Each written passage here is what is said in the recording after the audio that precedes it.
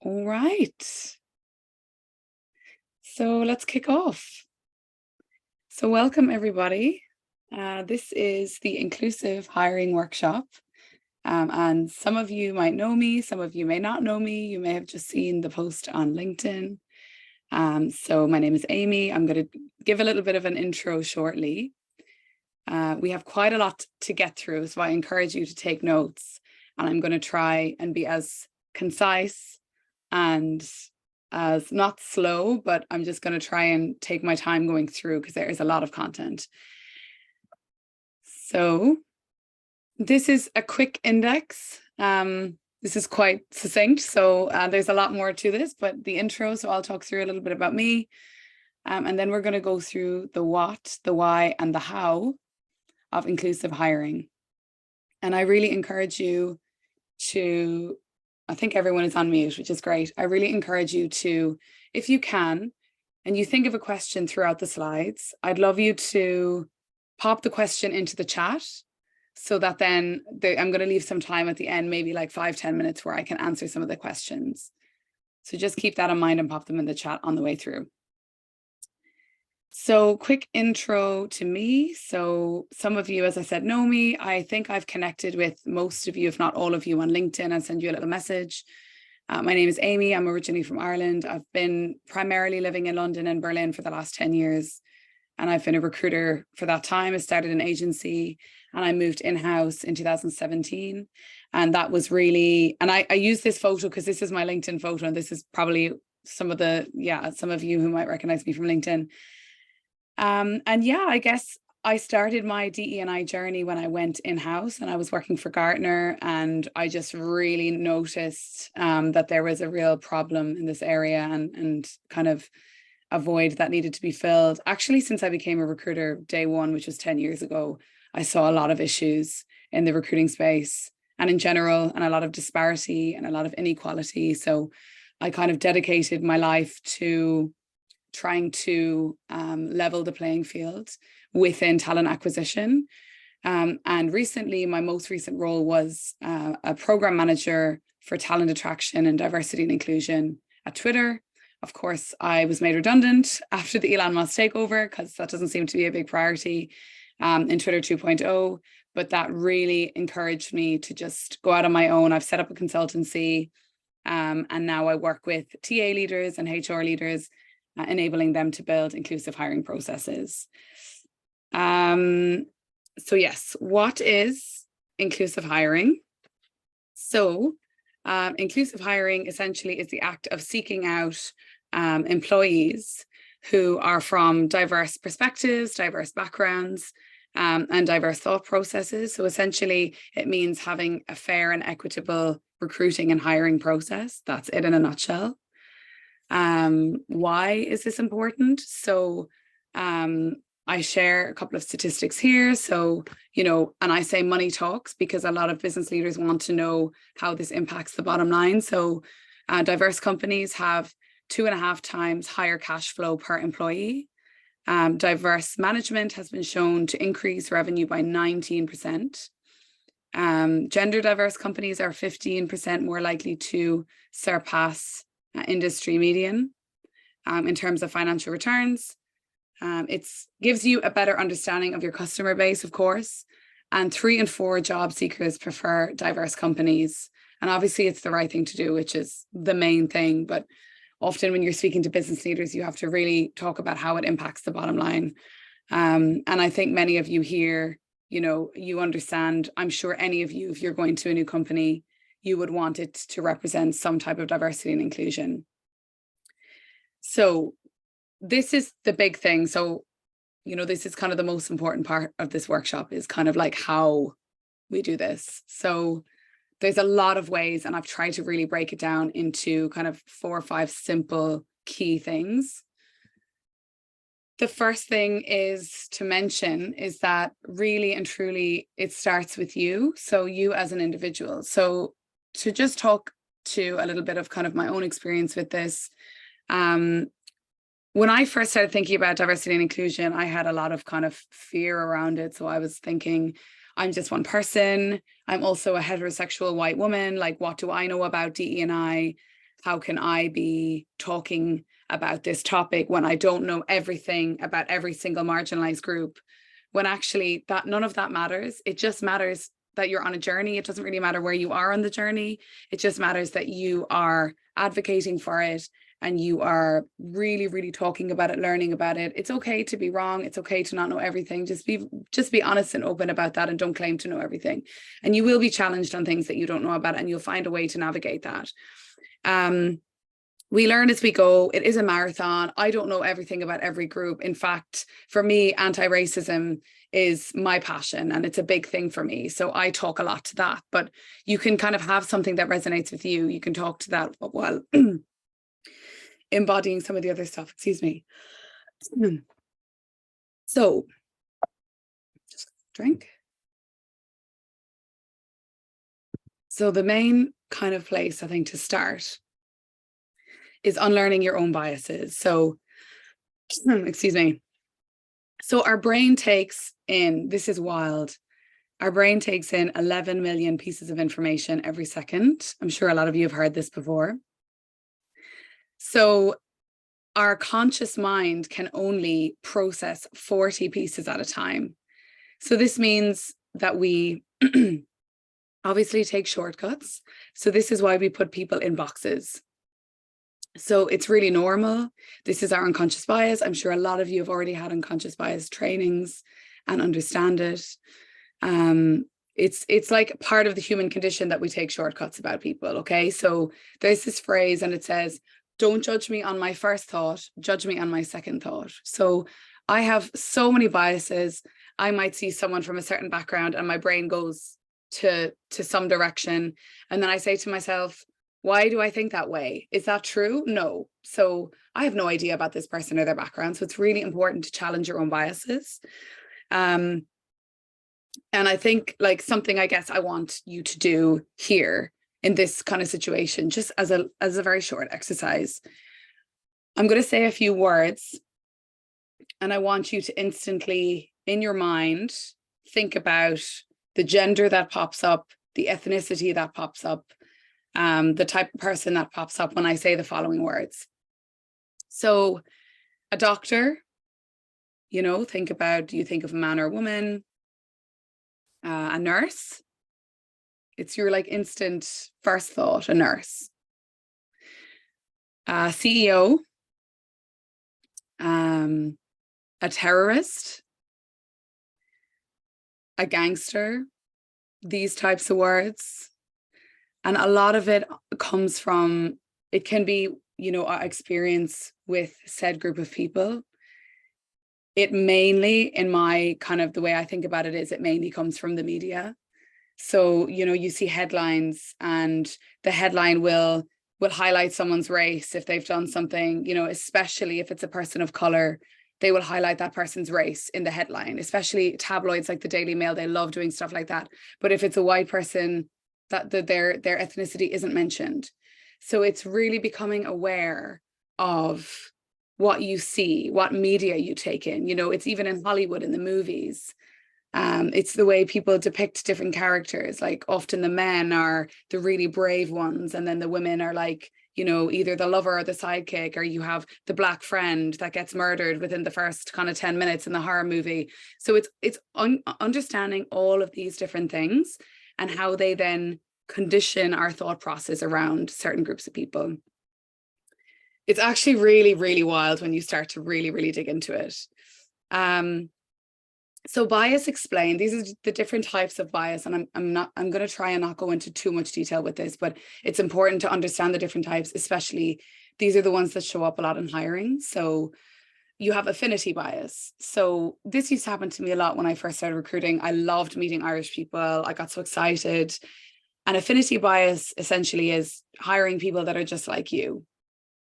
And it kind of just suddenly occurred to me. I was like, I feel like I'm giving preferential treatment to Irish people. Like, that's not right. So it's normal that these things will happen, but it's about understanding and putting processes in place to not allow this to happen. Okay, so we'll come on to that. But affinity bias, you see teams where people talk the same, they act the same, they look the same. And that is because the hiring manager has affinity bias. They love that the person went to the same school as them. They love that the person talks like them. They act like them. They like the same rugby team. They like the same cricket team, whatever. You hear this over and over again.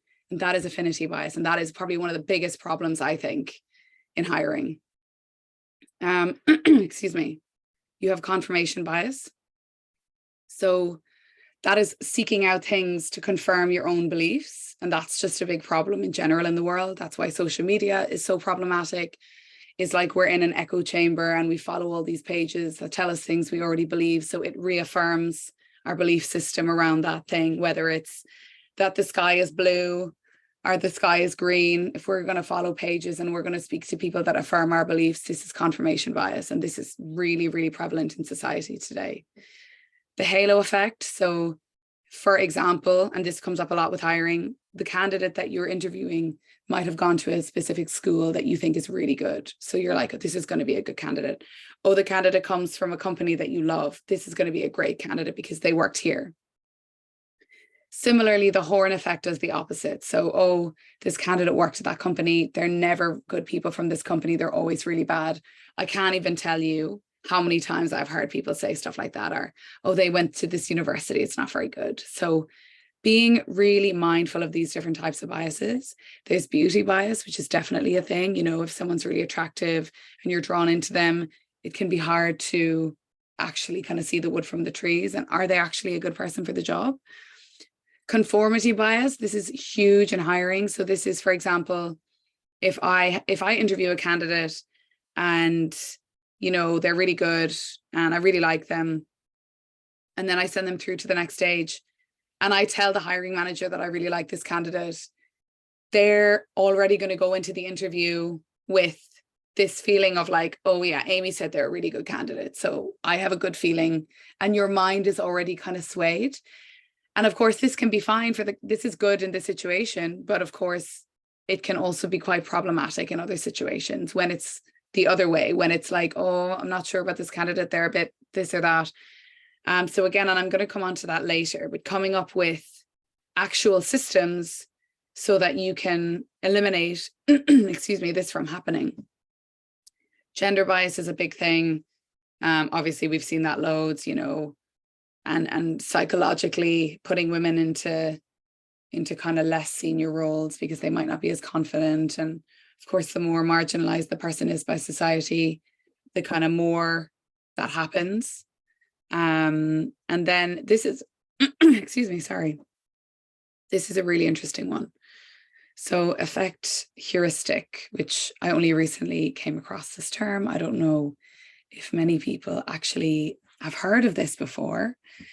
So this is if you're in a bad mood because something has really bothered you that day, or you're irritable for some reason, or you're tired, and you interview someone for a job, and that will actually impact the way you feel about that candidate. So I think this is a really interesting one because, I mean, that's just like, I never even imagined, but of course that would happen, you know. Moving on to this slide, and this for me is a really interesting one. So I want to kind of explain the term intersectionality, which I'm sure a lot of you have already heard of. It's a really, really important term, especially in hiring and in the recruiting process. So you have essentially, it's the overlapping of discrimination and how it comes through in different kind of categories. So what you see here is a picture of what I can only assume is a white woman, and she has red tape around her. So this red tape represents the obstacles that she's going to face in her kind of career, the glass ceiling, whatever it may be. And intersectionality. So if you can imagine that this is a Black woman in a wheelchair, a Black lesbian woman in a wheelchair. So the more intersections, the more red tape. So if this is a Black lesbian woman in a wheelchair, she is going to face homophobia, she's going to face sexism, she's going to face racism, and she's going to face ableism. So can you imagine the layers of the red tape that are around her? So imagine like the depth of the glass ceiling. And I talk about this, and this is really important because it's understanding that, like, you know, people talk a lot about gender diversity, and companies kind of start with that, but it's really important to understand the intersectionality, first of all, and the nuances and the levels of what people actually go through, depending on like how many characteristics they have, like protected characteristics. So looking at inclusive imagery and language. So this is super important. And I think this was the first thing for me that I looked at when I was looking at, okay, when I was at Gartner, my pipeline was so homogenous. It was just kind of all white men who went to the same schools. And I was just like, what am I going to do? Like, how am I going to try and change this? I don't even know where to begin. I have no budget. And I looked at the language on our job ads, and I found a platform, and I got a 2-week free trial because I had no budget, and I changed all of it. So I'll come on to that shortly, but it's just small little tweaks can improve the pipeline significantly. I think I improved my diversity in the pipeline by over 40% at that time. And of course, as a byproduct of that, I ended up hiring a lot of people from diverse backgrounds and creating a super diverse team. So according to a 2022 report by the marketing agency Tapin, 69% of Black Gen Z want to see themselves reflected in job ads. And I'm sure a lot of you have seen this statistic before. So a woman will apply if she meets only 100% of the criteria. And this is according to Harvard Business Review and Forbes, whereas a man will apply if he meets 60% of the criteria. So in the last few years, I've started to think like a man when it comes to applying for jobs. And I remember applying for a job when I lived in Berlin, and one of the criteria was someone who spoke fluent German, and I don't. And I applied anyway, and I got the job. And I just thought, oh my God, I wish more women and, you know, more people from marginalized backgrounds were aware of this statistic and were aware that they can still apply even if they don't meet 100% of the criteria. Candidates are absolutely aware of inauthentic efforts when it comes to DE&I. So candidates, especially from historically underrepresented groups, they will look at LinkedIn pages, they will look at Glassdoor, they will look at Blind. I'm sure a lot of you have heard of Blind. I know in the last kind of year, especially with the tech layoffs and all of that stuff happening, companies, candidates, employees have been going on Blind, and it really, it really kind of puts emphasis on the true experience within the company and what employees are saying. So be really mindful of that, and make sure that those are representing your company. Looking at representation on the leadership team, like candidates do that, and they will go on LinkedIn and they will look for other people that look like them. Having a diverse interview panel is super important. And I've heard so many people say to me like, oh, I went and did the interview and it was just white men the whole way through, especially at leadership level. And like, people are just not going to want to work at a company like that. So being really mindful of the panel, being really aware of imagery on your website, on your careers page, and on job ads. I recently was sent a job ad, like an advert thing for a diversity role. Of course, they needed a diversity person. And the picture just looked it was all these really young white guys wearing suits. And I just thought, like, I couldn't think of a place where I am less suited than this company. Like, this is just not sending me a message. Like, I do not want to work here.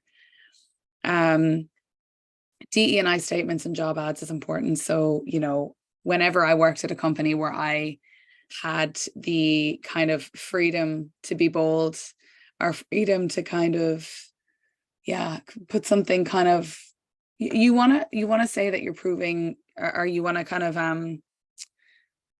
symbolize that you are a bold company and you want to make a bold statement. And the bolder the statement, the bigger the impact.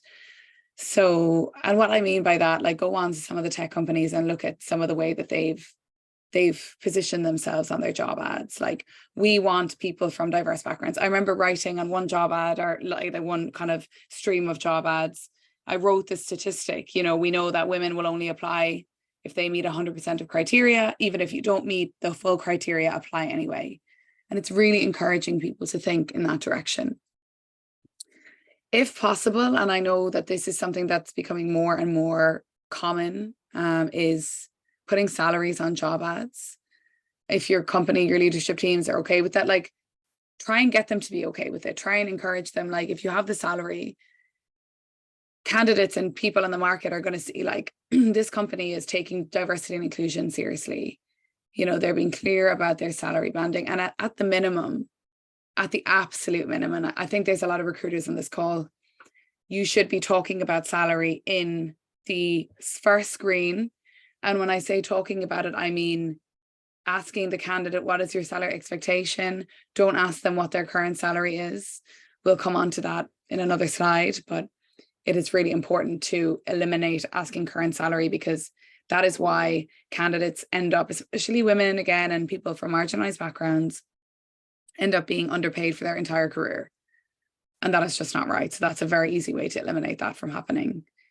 And yeah, partnering with marketing, partnering with your employer brand team, partnering with the diversity and inclusion team, bringing these teams together and saying, look, how can we really look at our imagery? How can we look at our language and make sure we're using inclusive language? There is a tool, and I'm going to send out a one-pager to give you all resources and to kind of share with you some of the tools.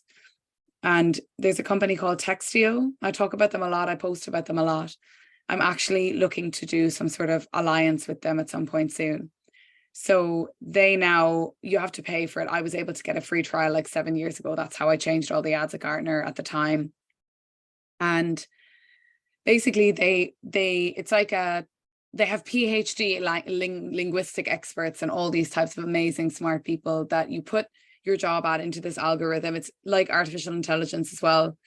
And it spits out, it tells you what's not inclusive, and it gives you what you should write instead. So it gives you some prompts it's just amazing, almost like Calendly, but for diversity and inclusion, and for kind of the language around that. And you can not only use it on your job ads, you can use it on your, website content, you can use it on LinkedIn posts, you can use it on everything.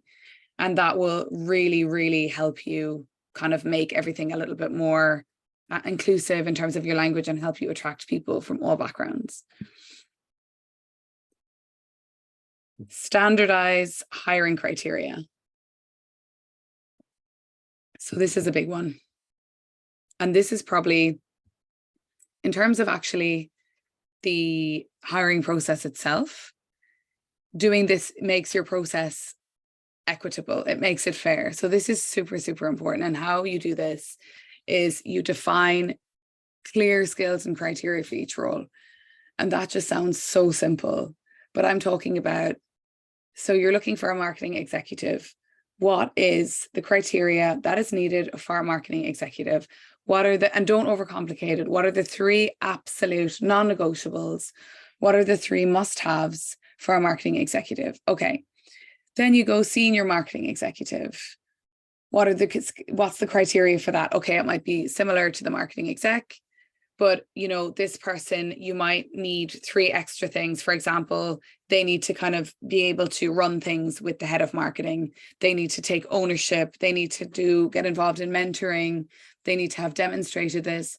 So as the levels go up, it's really important. And as the roles for different departments, whether it's marketing, finance, especially if it's an area that you hire a lot of, maybe you're doing a lot of sales hiring, maybe you're doing a lot of engineering hiring, think about and work with the hiring managers, like get them on board with this. Ask them, what are the 3 things you absolutely need? And I have done this, and hiring managers will sometimes try and overcomplicate it. They will kind of think like, or they'll say things like, well, they need to have this, that, and the other. And if you just have to really push them on this and say, I just want 3 or 4 things that this person has to have. And then it becomes a matter of, do they have it or do they not? The clearer the criteria is, the fairer the process is, because then it doesn't allow for things like gut feel. It doesn't create that kind of gray area. And this is also a big one. And, I talk a lot about, because not everyone is going to have the experience. And often people from underrepresented backgrounds might not necessarily have the exact experience. You've all the other biases coming into play. Look at people's aptitude, and what that means is, what do you think that their kind of their aptitude, like what is their potential? So what we did at Gartner was we measured people 50% on what their experience was, and we found a way to put questions together to be able to measure people on what their kind of, their aptitude or what their potential was. So, they did this course, or they demonstrated that they're a lifelong learner. So that kind of shows that they're going to be able to kind of, learn something quickly. Or let's say they give you a really good example of a time they took on critical feedback. And this is, aptitude is they are coachable. They have demonstrated that they're going to be able to take this on and that they take feedback really well.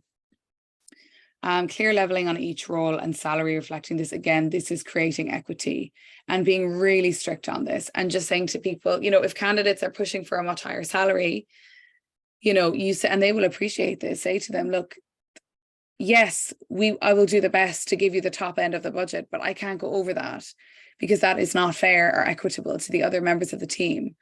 And, we are a company that cares about equity in the hiring process. We care about equity among the teams.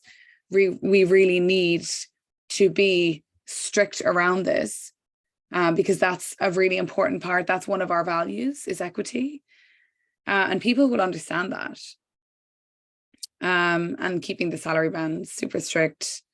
Again, like I mentioned this before, but not asking current salary, only what people are looking for. There's actually a lot of states in the US that have kind of basically banned people from doing this. Recruiters are not allowed to do this. You're not allowed to ask your current salary. And the reason is because of inequity, because of people being underpaid for their entire career. And I know that when I ask, I don't ask current salary anymore. And I know that within the range, if someone says, this is my desired salary, if it's within the range, I'm like, fine, as long as their experience meets the criteria of what I need. And the clearer your hiring process is, the clearer the skills are, the easier it is then to actually put the offer together, because you're like, they have the skills. And when you're going to your comp and Ben's team, or you're going to the hiring manager and you're putting together the package, if you're able to say they've got the criteria that you said you wanted for this role, they demonstrated, that they have great aptitude for learning and that they're coachable. The level they demonstrated was X because they've been able to take accountability for whatever it is. And they sit at X within the range. This is what they're looking for. It's a completely fair business case. Please don't lowball candidates. Some people, especially people from underrepresented backgrounds, can lack confidence when negotiating salaries. I have seen this so many times. That's why I do so much talking about this. I do so many workshops about this, because there is a real lack of kind of confidence when it comes to negotiating salaries. And a lot of recruiters take this for granted, take advantage of this. So it's really thinking as a recruiter of, okay, this person might not be a great negotiator. Let me give them the range. Let me give them what I think is a fair, even if it's quite significantly higher than what they're looking for, because they might be totally lacking confidence and they might not believe that they're able to get this salary. So it's really important that you make an educated and a fair decision as a recruiter and put them forward to the Comp and Ben's team again, or whoever the hiring panel is making the final decision, and you put them at the fair salary. And that is a big responsibility on a recruiter, and a lot of recruiters don't do it. They just think oh yeah, that's great, they're not that expensive. But the right thing to do is put them in at a fair number. So something else which is quite effective is proactive sourcing. So what this looks like is maybe put a weekly or bi-weekly diversity sourcing hour into the team's diary.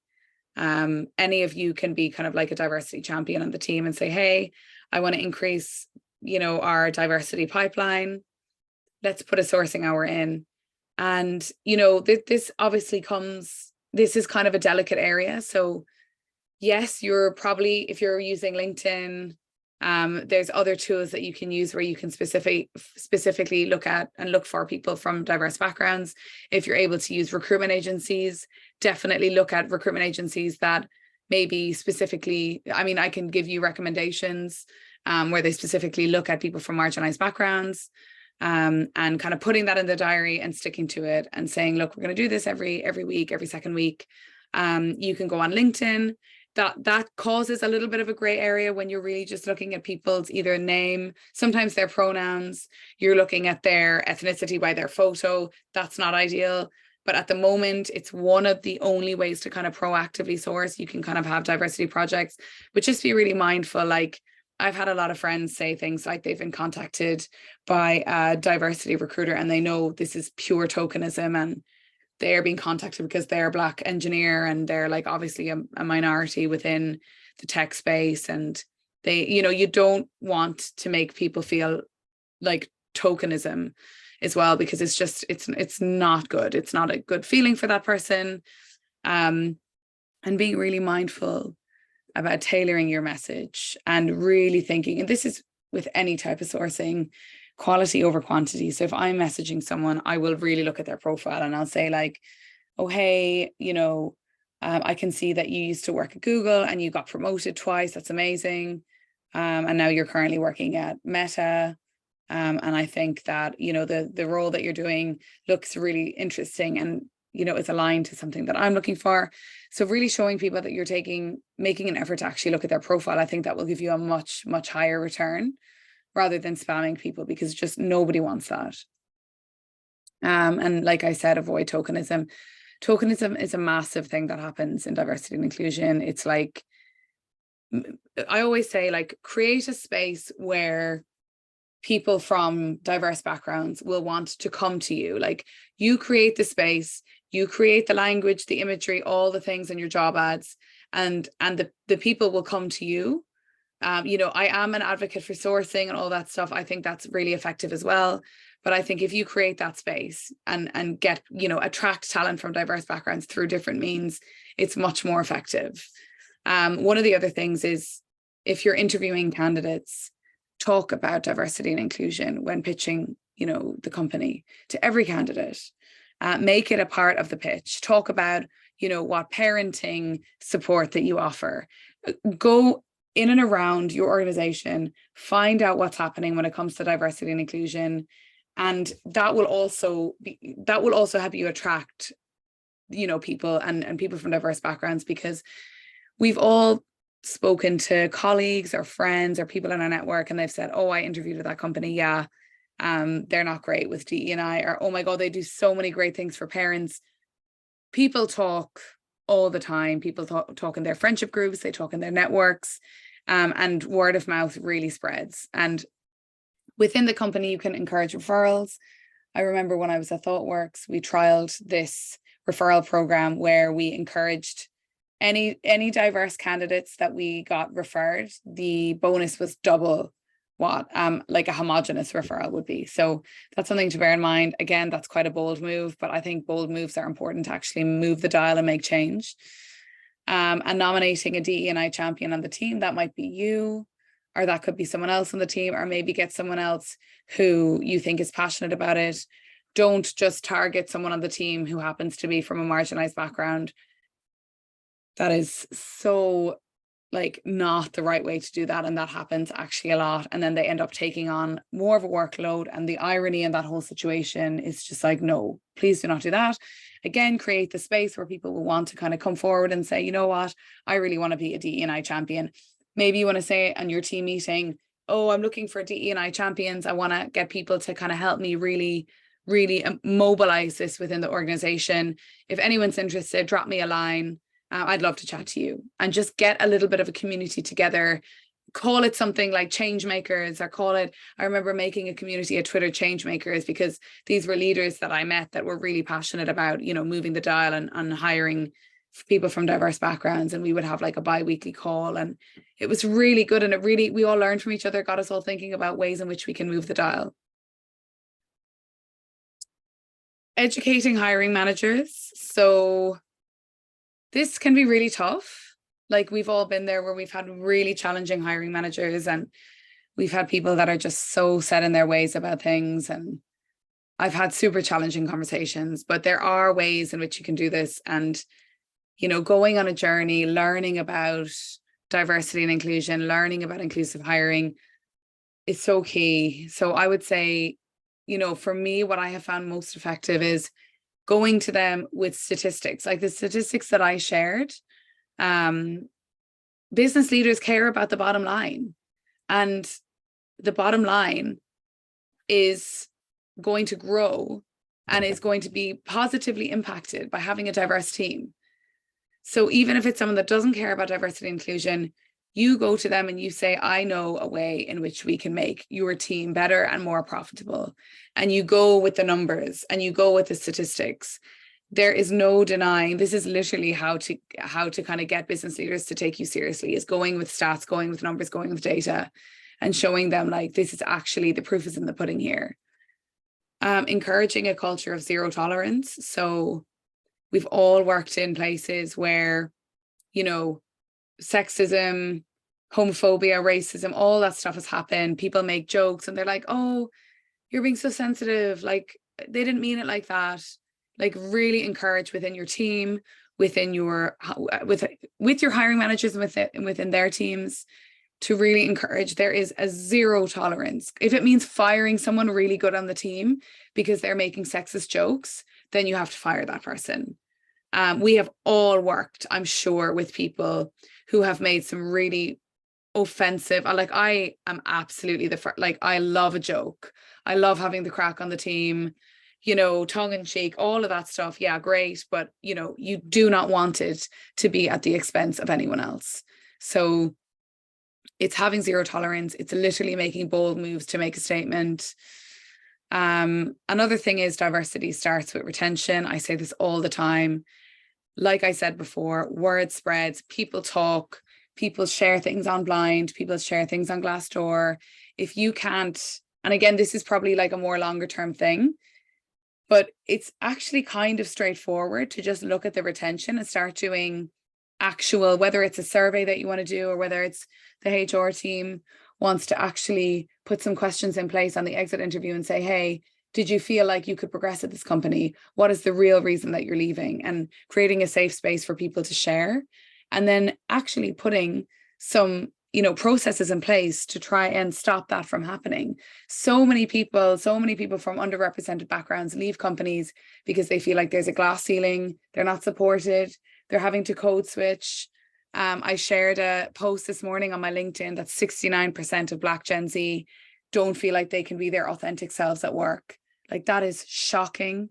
So can you imagine the anxiety, the stress, the lack of motivation that brings with it? No wonder people are leaving and then they just move on to a new company and the same thing is happening. So it's looking at how can we keep people in organizations. There's a number of different things you can do, which I'll cover now shortly. And it's not being afraid to challenge. So don't be afraid to challenge hiring managers. I remember having a hiring manager who was just really, really set in his ways. And I said to him, he used to really focus on hiring people from specific universities. And this was salespeople. And I said, listen, I'm just curious to understand, what is it about these universities that you think is leading to great salespeople? And essentially, I coached him to a point. When I say I coached him, I just asked him why. What makes you think that? Why are you picking people from these unis? Why do you think that's effective? And I coached him into a point where he was like, I actually don't really know. I've always done it that way. And I was like, well, you know, what I think is actually, and I said I don't have a degree myself, but for me, that's meant that I've dedicated my entire career and life to learning because I've been super hungry to learn. And it's made me feel like, you know, I need to really work hard. And, you know, I kind of talk a bit about my experience, and I talk about how, you know, focusing on a specific university really eliminates a lot of people then from your hiring process. So, you know, for example, people who are first or second generation immigrants will not have gone to that said university. They might have gone to a university in Nigeria, but that's perfectly, you know, just as good or even better. So it's about because that's a lot of elitism as well, and it's getting them to understand and like digging deep into the actual issues with focusing on these things and really understanding, challenging them on their thoughts. They will respect you. It's scary to challenge a hiring manager in a company, but they will respect you a lot more, and they will really see you as a partner, as a real true hiring partner, if you can start to challenge. And like I said, coaching them to understand why they hire the way they do. We all need to do that. Why do we look at certain people? Why do we look at certain criterias? Getting managers, or even you and your team, creating employee resource groups, and encouraging an environment where that's accepted, you know. And at Twitter, like Twitter 1.0, we had the most amazing employee resource groups. They were funded. We had leaders of the group. We had chair people of the group. We had amazing events. I mean, Twitter was just such an incredible place when it comes to DE&I, and, you know, walking the walk, talking the talk, all of the things. Diversity and inclusion was weaved into the leadership team's compensation. That's how serious they took it. And that, again, money talks. So when it's, you know, part of the leadership team, when it's part of everyone's job, it's super important. And it really bleeds down through the company. Diversifying team activities. So I'm sure all of you have been there when it's like, you know, an event that's focusing on drinking or a night out with the team. So many of these events are around alcohol, and a lot of people don't drink, whether it's for religious reasons, whether it's for personal reasons, whether it's because they're a parent and they don't want to be hungover with their kids. It doesn't matter why people don't drink alcohol. It just matters that people don't drink alcohol. And again, having those types of team events leads to hiring and, you know, including a certain type of individual. And that's not fair, and that's not right. And just because someone doesn't want to go out with you after work doesn't mean that they're not a team player. It doesn't mean that they're not a great employee, and it doesn't mean that they're not going to be brilliant at their job and that they should be promoted. That whole ideology is just so old school and so wrong. So it's coming up with ways. Like, I remember one of the things I organized at Christmas, we didn't have a Christmas party last year at Twitter, and I said, let's all do the 12 pubs. And of course, there was loads of people at Twitter that didn't drink, or that didn't really feel like they wanted to go out in an evening and do the 12 pubs. Totally fair enough. Actually, the 12 pubs is a bit of a nightmare. I didn't even want to do it myself, but I was like, this is the thing to do. So then I said, let's go to a comedy night. And, you know, for anyone that doesn't want to drink, and I specifically said, I put it in the Dublin group chat, for anyone who doesn't drink alcohol, I'm trying to think of other ways that we can kind of socialize. Let's go to a comedy evening. And, you know, it's just things like that. It's thinking outside the box. It's really showing, like, we'll do an event that doesn't have to involve alcohol. Celebrating cultural holidays and educating colleagues. I felt like this year, I saw a lot more people posting and talking about Ramadan. I think that's brilliant. And I think we need to be talking more about these different cultural holidays and cultural things that are happening. There's a big emphasis on Christian holidays. That seems to be kind of like the default, but true diverse companies will actually think about, you know, how can we support our Muslim colleagues in Ramadan? I saw something amazing. There was a team that I think all of them did a fast for the first day of Ramadan to support one of their colleagues. And I just think doing things like that is so meaningful for people, because a lot of people spend their entire careers and their lives, you know, hiding this part of themselves that they feel like people don't understand, or that people aren't going to embrace. And it's just so important to learn about these things and to not ask questions like, oh my God, are you not so tired now today because you've been fasting? Or, you know, saying stuff that's super ignorant. I mean, we've all said stuff that's ignorant. It's okay, but it's important to kind of learn from the mistakes of saying those types of things, and educating each other and creating a space where people can actually feel a sense of belonging. Upgrading your systems. So this is, again, something that's quite practical, but can make huge differences in your hiring process. So speak to your ATS provider. All the providers nowadays have to, they do something around DE&I. They do something around kind of, whether it's like unconscious bias profiling or whatever it is. There's going to be so many different options. So speak to the account manager, whether it's like Greenhouse or any of the major systems that your company is using, and find out ways in which you can make a more inclusive and more, you know, a more equitable hiring process. collecting data at the application stage. That might be a longer term goal that you have. Maybe you want to do it across 12 months. You have to obviously be mindful about which country that you're in, what is the main marginalized group within that country, what sorts of things should you be asking for, different things like that. Like I remember doing a project like that in Germany. I know I have some Berliners on the call. At ThoughtWorks, we did a whole project. And of course, in Germany, in the census, they don't collect anything other than, I think, gender maybe. But actually, you know, obviously people from Turkish diaspora are the most marginalized people in Germany. The census doesn't gather anything about, you know, race. There's a company, a third party called AfroCensus, I think, that started collecting this data. Anyway, you have to think about the region that you're in. Start small. Maybe you just want to focus on the area you're in right now. What data can you collect? You can make it optional to just try and put a sense of, you know, who is applying to these jobs, and how can we, you know, when you look at the data, then you can look at how to improve it and how to increase it. Creating, and off the back of this, you can create company-wide hiring goals and make everyone accountable. So again, at Twitter, we did this thing where we had a self ID. So every single person in the company clicked into this link that we sent out on Workday. And it was basically like, we want you to self ID because we want to put, you know, goals in place. And by 2025, we want to have X amount of LGBTQ plus, X amount of Black people, X amount of women, X amount of non-binary, et cetera, et cetera. So we wanted to really put these very, very bold and very kind of clear goals in place, and make sure everyone is accountable. So in order to do that, you have to understand where you're at now, so that you can put those goals in place. And things like blind screening. So if you're putting a CV in front of the hiring manager, I've heard this, I haven't actually done this myself in a long time, but it's quite effective. So taking people's names off, taking their unis off, things like that is super effective as well, because, you know, there's some massive percentage of people who change their name when they're, and maybe some of you can relate to this or have done this, change their name when they apply for a job because and it's true that like they won't get enough of a response if they have their real name, which obviously is tragic, but happens so often. So that also takes out a bias. Submitting feedback anonymously.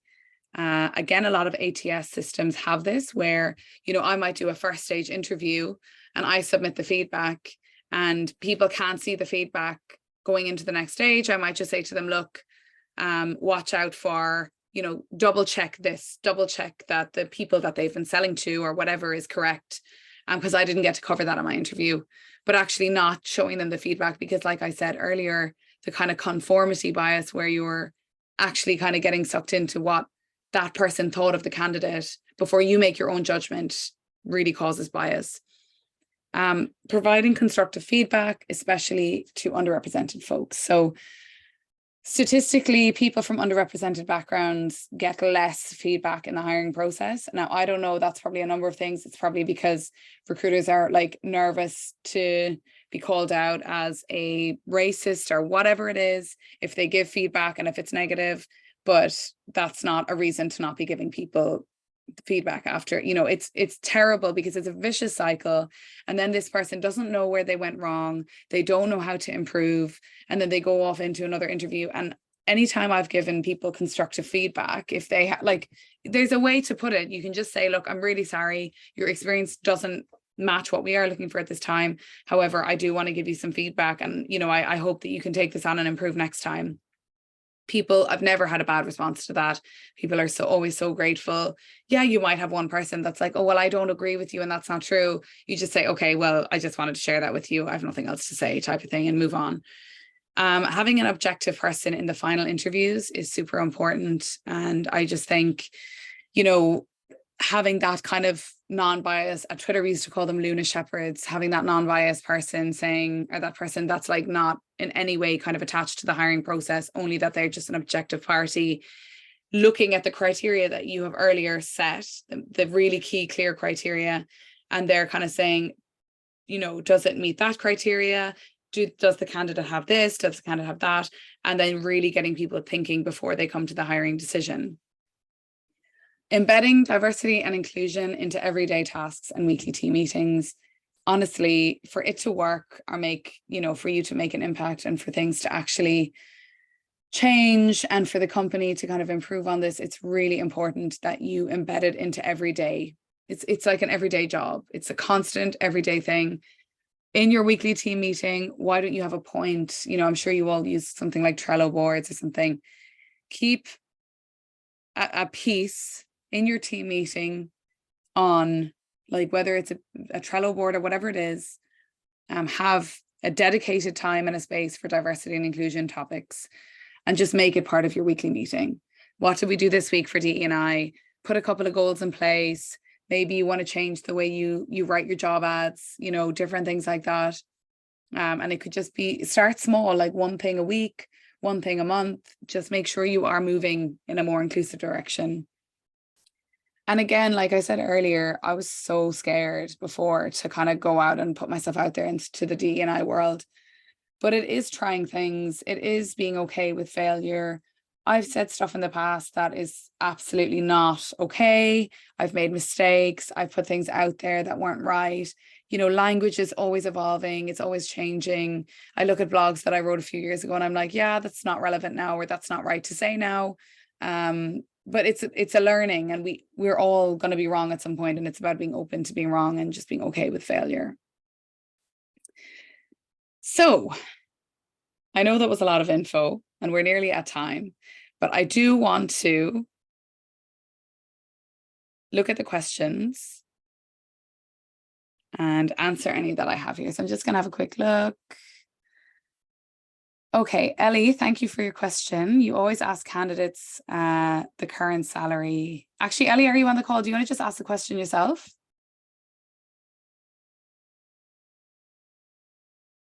Or is it a question?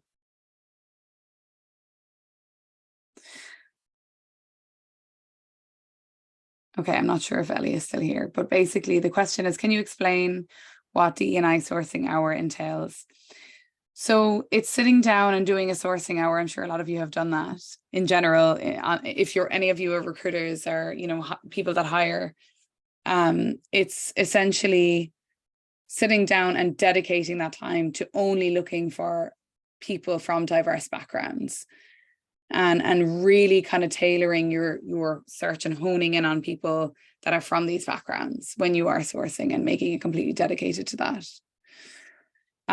There have been a few questions around the current market, the current salary, and yeah, sorry, I'm just trying to get through these. Yeah, there's been a few questions around that, and I think that if you're to take one thing out of this call, I would just say start with that. When you're interviewing candidates, talking about current salary isn't going to work. Talking about their aspirational salary. What are you hoping to make? What are you looking for? Also asking things like, what is important to you in a new role? Is it the culture? If you're to pick 2 or 3 things that are going to be really important to you in a new role, what are those things? And to being honest as well with those candidates. Can your company provide those things? Can your company offer what they're looking for? Because it's only going to take 2 or 3 months for them to come into the role and realize this isn't what I want. This is not what was sold to me. So it's really, really important that we're honest with people. Of course, you can sell the company. You can highlight all the great things that you're doing for DE&I, but being very, very honest with people is so important, because that is I think sometimes we don't realize as recruiters, that is a huge, huge part of that person's life, that move that they're going to make, that company they're going to join, the job they're going to take, that's changing the trajectory of their whole career and their whole life potentially. Does anyone want to jump in and ask any other questions? I feel like I've just been talking for so long. Hey, hi, Amy. Shashank this side. I have a question. Sure. Can I go ahead? Yeah, of course. Please go ahead. So I have a question related to conformity bias that you mentioned. So it's like basically telling the hiring manager that you really like the candidate in your screening call, and that's how we influence the hiring manager, right? My question is, I usually have a weekly connect with my hiring manager, and we discuss the active pipeline of the interview. And sometimes we do share how the screening call went, how I felt about the candidate to the hiring manager. Uh, can you share your suggestion on this? Like, am I practicing this conformity bias that we're talking about, or should I eliminate anything from here? That's a really good question, and I'm glad you asked it, because I've been thinking about this myself, because I've been doing the same thing for a really long time. And it's okay to get excited about a candidate, and it's okay to share. It's more like these biases exist. It's more just being kind of aware of them and just making sure that you're saying to the hiring manager, you know, this is just how I feel, this is just my observation, and try and be a little bit more objective, and talk about it in a way like, you know, my feelings were X, Y, and Z. My take was that the candidate, you know, has, of course, I understand as well, you're kind of trying to sell the candidate a bit to the hiring manager. You want to fill the role, you like the candidate, you found them, it benefits you. I do understand that. And I'm not saying don't do that, because I've done it and I do it sometimes as well. Yeah, I guess it's just about being aware of it and making sure that, you know, you are saying that's my take, and that you are being objective on other things, and you are, especially if it's kind of a negative thing. It's hard, like it is hard, and it just varies. And I think just making sure that when you're writing your notes and things like that, that you are being quite objective. And of course, just another thing to mention on another topic, because I know this has come up before, is when you're writing notes on a candidate, imagine that the candidate can read those notes, because the candidate can ask for a, what are they called? Subject access request, and they can get any notes, any information on themselves. So just being really kind of mindful of that and making sure that you're not writing anything untoward. But it's a really good question. It's just being mindful of these biases is super important, and being mindful of conformity bias. Like, am I only liking this candidate because, and talking to the hiring managers about this as well, about conformity bias, and just saying, you know, this is my opinion. You have to make up your own mind. Sure. Thanks, Amy. No worries. Does anyone have any other questions that they want to jump in before we wrap up? Yes, actually, I do have a very quick question. Firstly, thank you so much, Amy. This was super helpful, and I really, really like everything I hear, and absolutely understand, you know, a couple of things that probably we all should work on.